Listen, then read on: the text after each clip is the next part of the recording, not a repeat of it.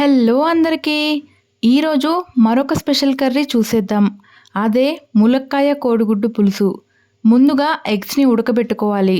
అలాగే మరోవైపు ములక్కాయలను ముక్కలుగా కట్ చేసి కుక్కర్‌లో వేసి ఉడకబెట్టుకోవాలి. ఇప్పుడు స్టవ్ వెలిగించి కడాయి పెట్టుకొని 3 టేబుల్ స్పూన్స్ ఆయిల్ వేసుకొని ఉడకబెట్టిన ఎగ్స్‌ని పొట్టు తీసి ఆయిల్‌లో వేసి ఇలా ఫ్రై చేసి తీసి పక్కన పెట్టుకోవాలి. ఇప్పుడు అదే ఆయిల్లో పావు స్పూన్ ఆవాలు, పావు స్పూన్ జీలకర్ర, 3 ఎండుమిర్చి వేసి అవి వేగాక సన్నగా తరిగిన ఉల్లిపాయ, పచ్చిమిర్చిని వేయాలి. 2 రెమ్మల కరివేపాకు, పావు స్పూన్ పసుపు, 1 స్పూన్ ఉప్పు వేసి కలిపి మూత పెట్టాలి. ఉల్లిపాయలు బాగా మగ్గాక 1 స్పూన్ కారం, 1 స్పూన్ ధనియాల పొడి, 1 స్పూన్ గరం మసాలా వేసి బాగా కలిపి ఉడకబెట్టిన ములక్కాయల్ని వేసుకోవాలి.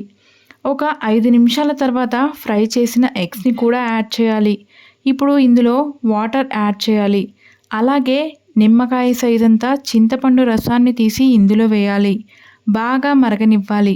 ములక్కాయ కోడిగుడ్డు పులుసు రెడీ.